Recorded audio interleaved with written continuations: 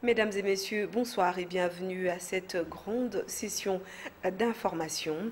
La première dame Denise Nyakero, à travers la fondation qui porte son nom, a procédé au lancement de la rentrée scolaire à Kolé dans la cité de Mbanza-Ngungu, appuyée par la fondation Vodacom. Les élèves de différentes écoles de cette localité ont bénéficié d'un kit scolaire composé de sacs, cahiers et autres. José Moussangana et Duzen Belébélé étaient témoins de l'événement. C'est avec émotion, tension et passion que les écoliers de l'EP1 Kola ont accueilli la très distinguée première dame à travers sa fondation Denise Nyakero Tshisekedi qui s'est rendue à l'est de Kola dans la cité de Mbanza-Ngungu pour le lancement de la rentrée scolaire édition 2020-2021. À ses côtés, l'on pouvait compter la présence du gouverneur du Congo central, Atou Matubwana, et du vice-ministre de l'enseignement primaire, secondaire et technique, Didier Boudimbu. Voilà, je suis venue juste vous souhaiter une bonne rentrée scolaire. Je suis très heureuse de l'accueil. Merci, merci du fond du cœur. N'oubliez pas de remercier votre vice-ministre de l'Éducation, ainsi que Vodacom, qui vous ont aussi octroyé des cahiers. La fondation de NET, appuyée par la fondation Vodacom, a remis aux élèves un kit scolaire composé des sacs, cahiers et lattes. Question de soutenir la gratuité de l'enseignement prônée par le chef de l'État en venant au secours des parents qui ont du mal à subvenir aux besoins de leurs enfants en termes de trousses scolaires. Nous n'avons pas voulu manquer cet événement qui, par le président de la République, il a prôné la gratuité de l'enseignement. Et nous, à notre façon, dans notre politique, nous nous sommes dit aussi que nous accompagnons la vision du chef de l'État. Et nous avons amené des fournitures scolaires pour donner gratuitement à tous les enfants qui ont été sélectionnés par les écoles en Mbanza-Ngungu. Les deux fondations ont fait de l'éducation de base leur véritable cheval de bataille. Elles ont compris que plus les enfants vont à l'école, plus l'avenir du pays est assuré. Il faudra dire qu'après 7 mois de congé dû à la crise sanitaire de la Covid-19, les élèves ont repris les cours le lundi 12 octobre 2020 pour l'année scolaire 2020-2021. Popol Zakaoui et Patrick Borel ont effectué la ronde de quelques écoles du côté de Selembao pour s'enquérir de la situation. Les parents étaient ponctuels déjà aux alentours des 7 heures. Ils étaient à l'école pour déposer leurs enfants en cette journée des reprises des cours de l'année scolaire édition 2020-2021. Dès l'entrée à la cour de l'école, les élèves ont observé les mesures barrières recommandées par les autorités du pays. Prélèvement de la température, les lavements de mains et les ports de masques obligatoires. Une joie immense pour cet établissement scolaire. L'année scolaire 2020-2021 a commencé aujourd'hui au complexe scolaire Saint-Joseph. Nous sommes très contents et nous souhaitons la bienvenue aux parents et aux élèves. Dès aujourd'hui, nous commençons avec les cours. Les enseignants sont déjà instruits. Dès les premières heures, ils vont commencer à noter les cahiers des enfants, partager tel cahier de devoirs, tel cahier de français, tel cahier de mathématiques. Et après 10 heures, ils vont commencer les enseignements. En cette période particulière, caractérisée par la pandémie de Covid-19, les dirigeants de cette école primaire et secondaire promettent de mettre les enfants à l'abri du danger. J'ai eu de grande joie et j'aimerais que cette nouvelle année, que nous l'abordions avec beaucoup de force et aussi avec beaucoup de prudence pour mettre les enfants à l'abri de cette maladie.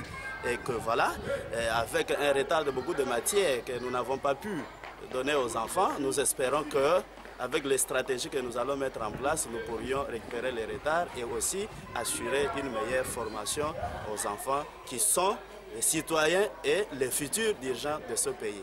À tous les écoliers, bonne rentrée scolaire, édition 2020-2021 et surtout, bonne application. Esther Badiviabia nous fait dire que dans la commune de Bandalungwa, le bleu-blanc n'était pas du reste. Suivez. La rentrée scolaire 2020-2021 a bel et bien eu lieu. C'est lundi 12 octobre 2020, comme prévu par le ministère de l'enseignement primaire et secondaire. À Kinshasa, précisément, dans la commune de Bandalungwa, les élèves de bleu-blanc ont répondu à l'appel un premier jour respecté malgré les difficultés. Je me suis sentie bien parce que c'était mon premier jour d'école. Et les dispositions sanitaires sont mises en place pour lutter contre les Covid-19 par des enseignants. Par rapport à cette pandémie, l'école a insisté sur les cache-nez. Chaque enfant, chaque parent a donné à son enfant le cache-nez. Et le port des cache-nez est obligatoire pour les enseignants et pour les élèves. Et toute personne qui aura accès à l'école doit avoir son cache-nez. Il faut signaler que la rentrée des classes est très humide, car ce n'est pas tous les parents qui ont envoyé leurs enfants à l'école. Et en province, cette rentrée scolaire édition 2020-2021 était effective à Kananga, chef-lieu du Kasaï central. Tarsis Kabatoussi, la ministre provinciale de l'Intérieur, faisant intérim du gouverneur de province, en a fait le constat hier à l'issue de la ronde qu'il a effectuée dans quelques écoles de la place. Soleil Tumba Moussika est notre correspondant. À travers cette visite, le numéro 1 de la province du Kasaï central à d'intérim voulait se rassurer de l'effectivité de la rentrée scolaire 2020-2021. Tarsis Kabatoussi Mbuyamba a à cette occasion constaté l'insuffisance de bancs dans certaines salles de classe et des manques de masques par certains élèves. Promet de faire rapport à l'autorité provinciale pour des éventuelles solutions. Beaucoup de parents n'ont pas compris qu'il fallait protéger leurs enfants en leur donnant un cache-nez. Nous allons faire le rapport à l'autorité. En ce qui nous concerne, nous avons vu également dans certaines écoles où il manque un manque criant de bancs. Dans ces conditions-là, on ne met pas l'enfant dans les conditions où il doit étudier normalement. Nous ferons un plaidoyer auprès de l'autorité nationale pour que cette situation soit corrigée le plus rapidement possible. S'adressant aux élèves, le gouverneur de province les a conscientisés pour qu'ils prennent à cœur leur tâche en abordant bien cette nouvelle année, une façon de préparer la réussite afin d'honorer le parent ainsi que la province. Le premier concerné, c'est le parent, qui sait que le 12 octobre, il y a la rentrée. Il prépare son enfant ou ses enfants pour la rentrée. Et beaucoup d'autres enfants n'ont pas été certainement sensibilisés. Ce qui va être notre devoir de sensibiliser suffisamment dès aujourd'hui les parents. Il faut préciser que le gouverneur de province ad intérim a visité succès.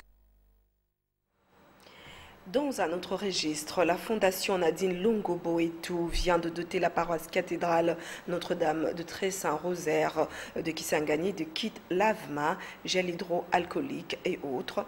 Témoin de l'événement, Patrick Mangala.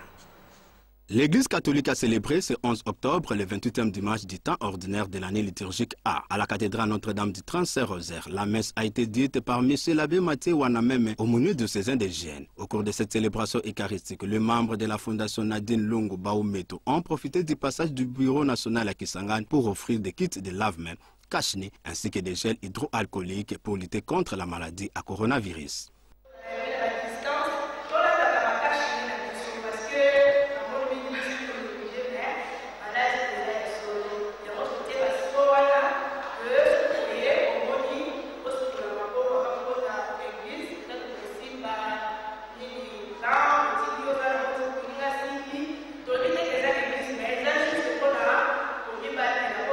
Œuvre à 3 secteurs, dont l'agriculture, la santé et l'éducation, la FONALBA initie également les jeunes à l'entrepreneuriat pour les inculquer l'esprit de non-dépendance. À ce sujet, une conférence a été organisée ce même dimanche dans la salle de l'Alliance française de Kisangani, dont le thème était l'autoprise en charge des jeunes, approche et entrepreneuriat. Carlos Mabia, l'un des conférenciers, a demandé aux jeunes présents d'avoir le goût d'entrepreneuriat. Il s'est de signaler que cette conférence a connu la participation de plusieurs jeunes venant de différents coins de la ville de Kisangani, à région Boyonnaise. À chaque jour, sa célébration. Ce mardi 13 octobre 2020, le monde entier a célébré la Journée internationale de la sécurité routière. Jenny Tumba nous fait découvrir l'importance de cette journée. Le 13 octobre de chaque année, l'humanité entière célèbre la Journée de sécurité routière. Une journée inscrite parmi les priorités gouvernementales pour lutter contre l'insécurité routière qui progresse lentement dans les mentalités et bien que les accidents corporels de la circulation diminuent régulièrement, le bilan reste trop lourd.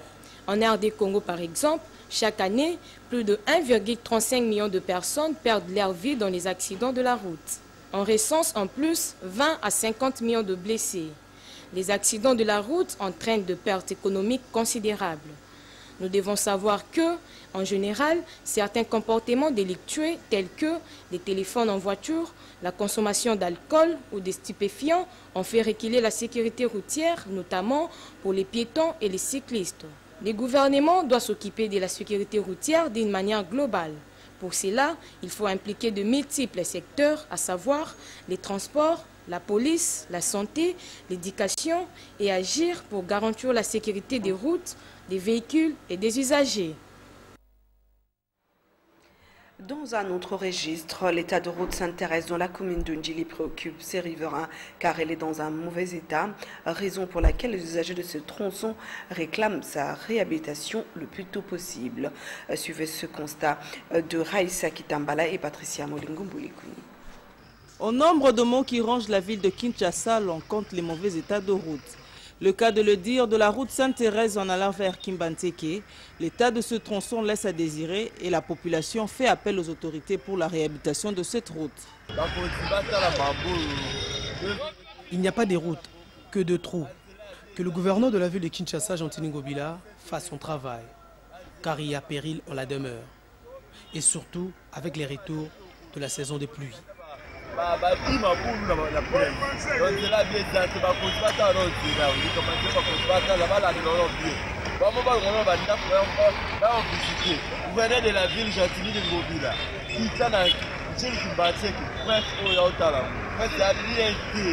Même cri de détresse aux côtés des chauffeurs et autres usagers de cette route. Que les autorités de la ville viennent constater les dangers qui guettent les habitants de la Tchango. Précisément ceux qui fréquentent les tronçons Ndjili Kimbanteke. Ces délabrements perturbent la circulation des véhicules et des hommes. La réhabilitation de ce tronçon routier serait un ouf de soulagement pour les habitants de ce coin de la capitale. Censé éviter des graves accidents le long du boulevard Lumumba, la passerelle située sur la 7e rue Limeti présente l'image d'un ouvrage abandonné mêlant insécurité et insalubrité. Le constat a été fait pour vous par Brandi Tumba et Papi Katasi. Fruit du partenariat public-privé via un accord entre l'entreprise Zenith Group de droit congolais à capitaux privés turcs et le gouvernement congolais, conçu en 2014 et inauguré en 2017, la passerelle jetée sur le boulevard Lumumba au niveau de la 7e rue Limete se trouve dans un état d'insalubrité totale. L'endroit censé éviter aux piétons des accidents graves sur le boulevard est devenu pratiquement le refuge des badauds d'Ikuluna, créant ainsi l'insécurité tout autour aux grandes dames des passants. Depuis qu'on a fait ces passerelles, on n'a jamais entretenu. Mais ce qui est grave avec le programme, voici comment est-ce que les petits sièges qui dorment ici, c'est leur cabane de nuit, ils font ça, ils passent nuit ici, il faut qu'ils entretiennent, qu'ils les protègent. Mais comme ils sont des sièges, ils n'ont pas de tête. Voici ce qu'ils font, ils cassent et tout. Après tout, quand la pluie vient et puis la nuit, ils dorment ici, ils dorment ici. Ça, tout ça, c'est leur lit. Mais pour que l'État protège son bien, il a mis la police de l'autre côté. Il faut vraiment des gens qui sont censés, les mêmes chèques, qui sont censés de diriger, de protéger ça. Ce serait mieux qu'on sensibilise dans chaque passerelle 2 ou 3 personnes pour l'entretien quand on va entretenir et qu'ils soient responsables de ça. Là, en tout cas, c'est ce remède-là que je donne à l'État pour qu'il prenne soin de la patrimoine public. Ouvrage public, cette structure doit bénéficier d'une attention particulière des autorités, surtout qu'actuellement, la ville de Kinshasa se conjugue au rythme de la vaste opération d'assainissement Kinbopeto. Et puisqu'il faudrait que les routes soient en meilleur état pour acheminer certains aliments, ouverture lundi de l'atelier provincial de programme d'appui à la structuration, au plaidoyer à la professionnalisation de producteurs agricoles familiaux à l'Équateur. Il est organisé par COPADE et Senadep devant les experts venus de Kinshasa. José Mazao Soukouma est notre correspondant en Mbandaka. La salle de réunion du complexe atlantique de la ville de Mbandaka servit de cadre d'un atelier provincial du programme d'appui à la structuration, au plaidoyer et à la professionnalisation des producteurs agricoles familiaux organisé en RDC sous le sigle Passeport. Une troisième réunion du comité de pilotage national, c'est lundi 12 octobre dans la ville de Mbandaka.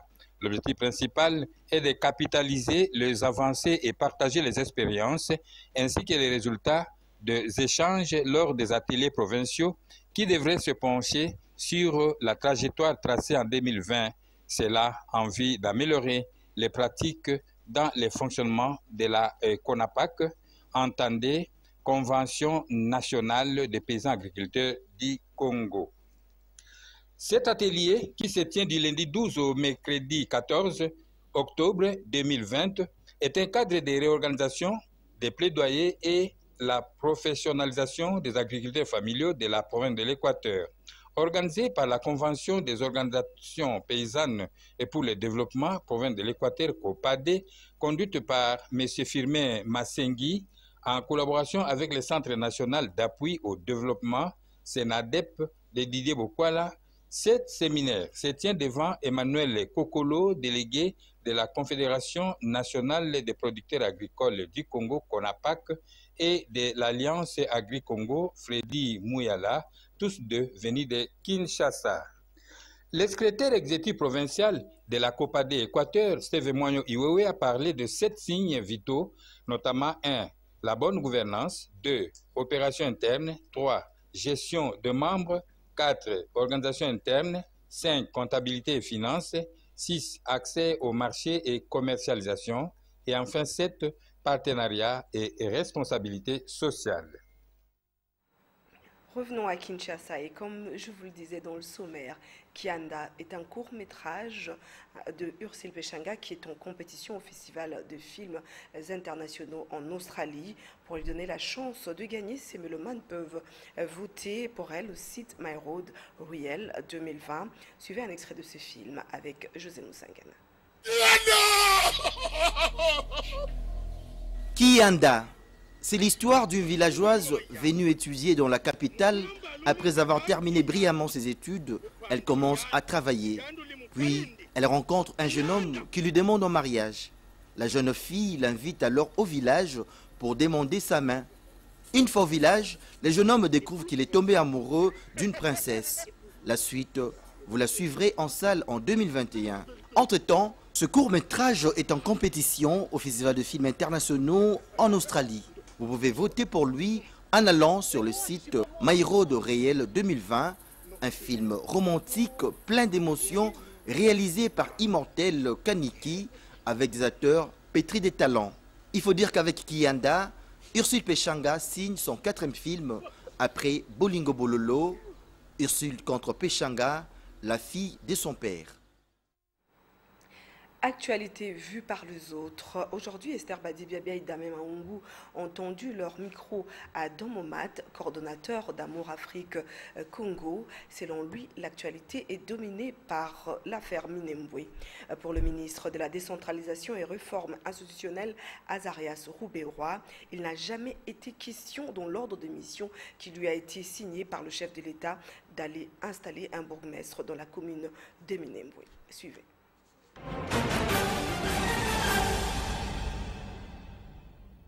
Alors, l'actualité reste sans doute dominée par l'affaire Minembwe. Comme nous le savons tous, le ministre de la Décentralisation et des Réformes institutionnelles, Azarias Rouberoy, a été l'objet de plusieurs attaques et critiques pour avoir été à Minembwe installer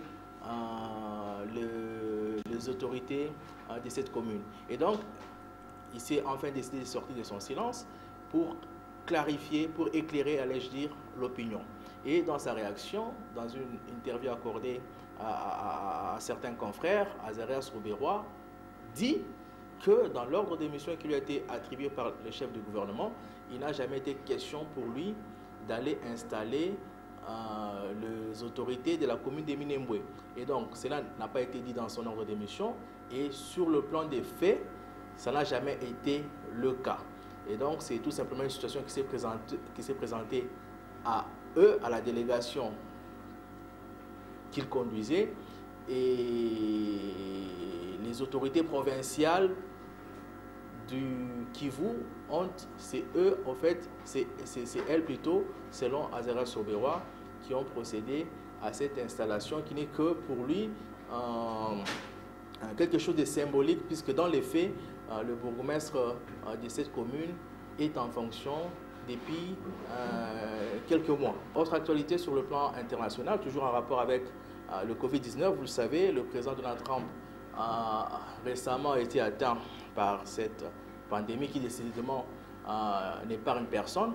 Et donc après sa sortie de l'hôpital, le locataire de la Maison Blanche a déclaré comme d'habitude sur son Twitter, qu'il était désormais immunisé contre le Covid-19 et qui ne pouvait pas non plus d'ailleurs l'attraper à nouveau ou encore le transmettre à une autre personne. Et ça a encore suscité là encore beaucoup de réactions, puisque selon les experts scientifiques, ces paroles ou ces déclarations du milliardaire américain qui est en même temps président des États-Unis, ces déclarations, disais-je, est vraiment à prendre avec le pincette, puisque il n'y a aucune étude scientifique pour le moment qui prouverait que le président Trump est effectivement immunisé. Ce qui est d'ailleurs sûr est qu'il peut encore attraper à nouveau le Covid-19. À présent, parlons sport dans ce journal. Des postes vacants au sein du comité directeur de l'équipe de Renaissance du Congo ont été comblés à l'issue d'une grande assemblée tenue lundi 12 octobre au bureau de travail du président de ce club, Pascal Mukuna, situé à Bandalungwa. Patrick Borel-Mukendi. Face à l'indisponibilité des quelques membres du comité, le président de la coordination de la Renaissance du Congo, évêque Pascal Mukuna, a lors d'une grande réunion organisée dans son cabinet de travail présenté les nouvelles têtes qui ont rejoint la team Orange. Il s'agit de Kaela, vice-président, Trésor Mukuna, trésor général, Mafuta, trésor général adjoint et Kadiadia, conseiller. Leader provisoire de la Ligue nationale de football, la Renaissance a des ambitions gigantesques cette saison. Nous voulons vraiment mettre les bouchées doubles pour qu'on puisse arriver à atteindre nos objectifs. C'est ainsi que le président pensait qu'on puisse pratiquement renforcer le comité, et le comité aura pour mission de descendre à la base pour que les supporters viennent contribuer également. Parce que vous savez, si vous voulez aller loin, vous connaissez l'adage, vous devez ménager votre monture. Pour aller plus loin, il faudra rester soudés. Nous devons nous atteler parce qu'on est en pleine compétition. Nous devons nous organiser de manière de nous permettre d'avancer et aller plus loin. Surtout, motiver et visiter nos sectionnaires qui sont à travers la capitale. Les motiver, les expliquer, ils doivent aussi participer à soutenir leurs équipes qui s'appellent la Renaissance du Congo. Les grands tests de la saison pour la Renaissance du Congo est prévu le 17 octobre 2020 au Stade des Martyrs face aux Immaculés d'un club Motema Pembe en perte de vitesse. Ndaye Lambouechi et Damien Maungu nous font dire que le champion du monde à la catégorie des légers dans le kickboxing, Ulrich Bokeme, se prépare pour la défense de la ceinture. L'annonce a été faite par la direction de communication au cours d'un point de presse tenu à Kinshasa mardi 13 octobre. Suivez. En prévision de la défense de la ceinture des WBC dans la catégorie des légers du champion Ulrich Bokeme, prévu au mois de décembre prochain en Suisse, la direction de communication du boxeur annonce à l'opinion nationale congolaise de soutenir le pugiliste Bokeme.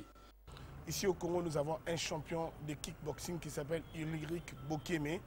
Alors, c'est un monsieur qui est né et grandi en Suisse. Ici, à Kinshasa, c'est son pays d'origine. Il a déjà fait 2 voyages ici dans les terres de ses ancêtres. Mais aujourd'hui, nous allons simplement vous communiquer qu'au moment où nous sommes en train de vous parler, nous sommes en train de préparer un combat spécial qui va se dérouler au niveau de l'Europe. À l'âge de 29 ans, Uris Bokeme a déjà livré 33 combats, 29 victoires, dont 17 par KO et 3 nuls. Si nous avons accepté aussi de l'accompagner, j'espère que c'est pour cela que vous acceptez aussi, c'est le fait de sentir en lui cet amour pour le pays, et déjà que c'est un ambassadeur de notre pays ailleurs. Et il a été sollicité par beaucoup de nations de par ses prestations pour qu'il puisse changer la nationalité, chose qu'il n'a jamais acceptée parce qu'il tient à honorer sa nation d'origine. La direction de communication invite le gouvernement central à porter son soutien et accompagnement à cet international congolais. Sachez aussi que le volley club Tanganyika a remporté le mini tournoi de volleyball organisé par l'ancien basketteur Ziki Lutondo au terrain 20 de Kalamou hier le dimanche 11 octobre. Patrick Borel-Mukenzi. Après la levée de l'état d'urgence par le chef de l'État congolais, Félix-Antoine Tshisekedi, la fondation Epapola, que dirige le président Ziki Lutondo, a organisé dimanche dans la commune de Kalamou des rencontres sportives opposant les anciennes gloires du football, basketball et volleyball dans les buts de réduire les stress. Pour la balle au filet, c'est le volley club Tanganyika qui a marché sur tous ses adversaires en remportant tous ses matchs au détriment des Grim Team, Espoir et Jean Club. En tout cas, toutes les formations ont félicité l'organisateur pour l'initiative ô combien louable. Il faudrait que ce genre de championnat se fasse de temps en autre pour que nous aussi les vétérans, on puisse être aussi en bain et tout. Il faudrait que ce genre de championnat, ce genre de tournoi puisse se faire de temps en autre pour que ça nous donne aussi l'envie de jouer, ça nous donne aussi, nous les vétérans, pour qu'on soit aussi dans le bain. En tout cas, bravo à eux, félicitations. Je pense que ce ne sera pas la dernière fois. On va les convier à être toujours présents dans ce genre de compétition pour qu'on redore notre sport aimé, le volleyball. La Fondation Epapola tient à pérenniser ses activités et continuer avec sa campagne de lutte contre les cancers du sein et de l'utérus. Mesdames et messieurs, à présent, je vous invite à suivre l'actualité africaine en condensé avec nos confrères de la VOA.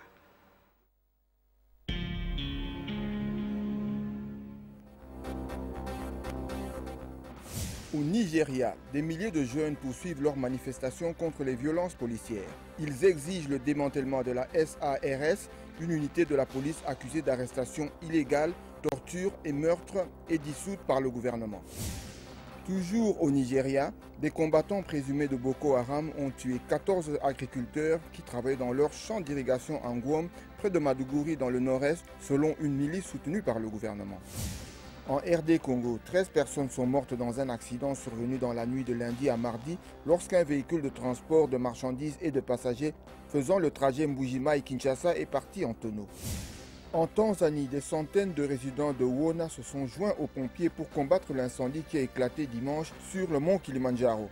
Selon les autorités, personne n'a été blessé et aucune propriété privée n'a été touchée. Place à la revue de presse dans une sélection et commentaires de Polydor Patrick Ngazemi.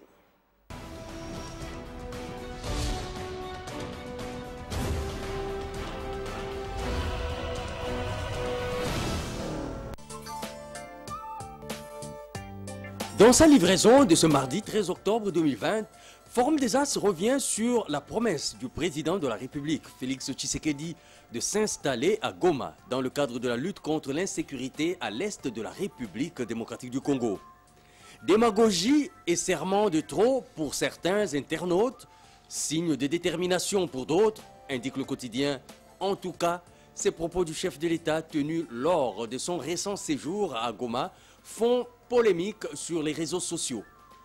Tout bien considéré, conclut-il, des observateurs à la suite du comédien, dramaturge et homme politique français Philippe Nérico déduisent qu'il est plus facile de critiquer ce que font les autres que de crier et faire quelque chose soi-même.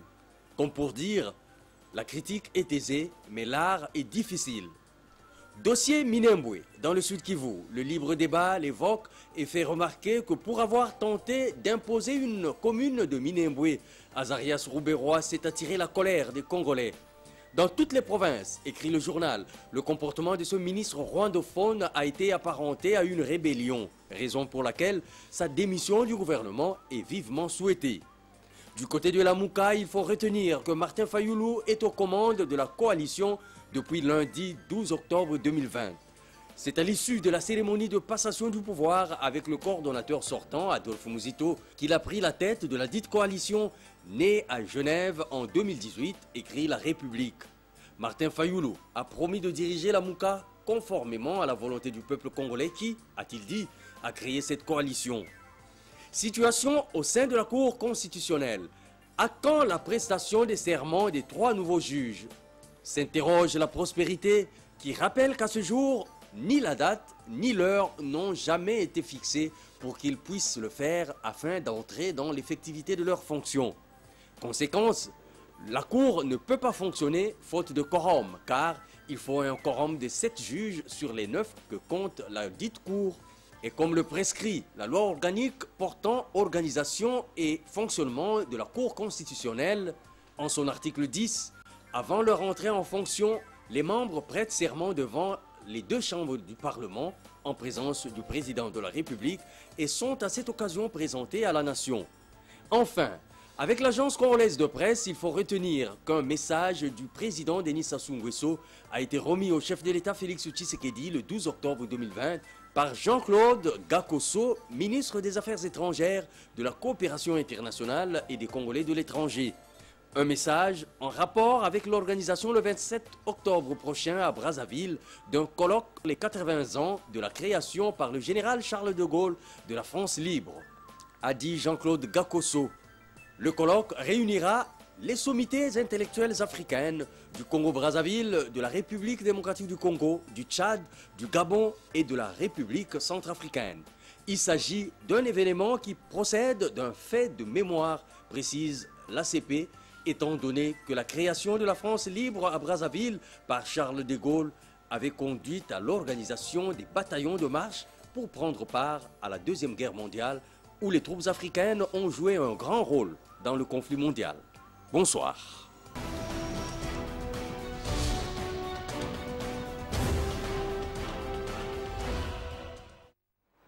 Fin de cette session d'information, mais avant de la clore complètement, le rappel de titre.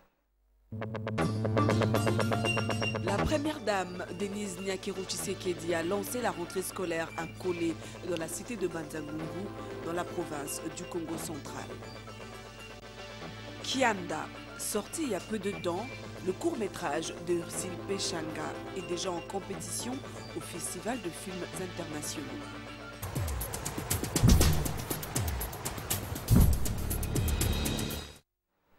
Et ceci vient mettre terme à cette édition de journal télévisé. Merci à vous de votre aimable attention.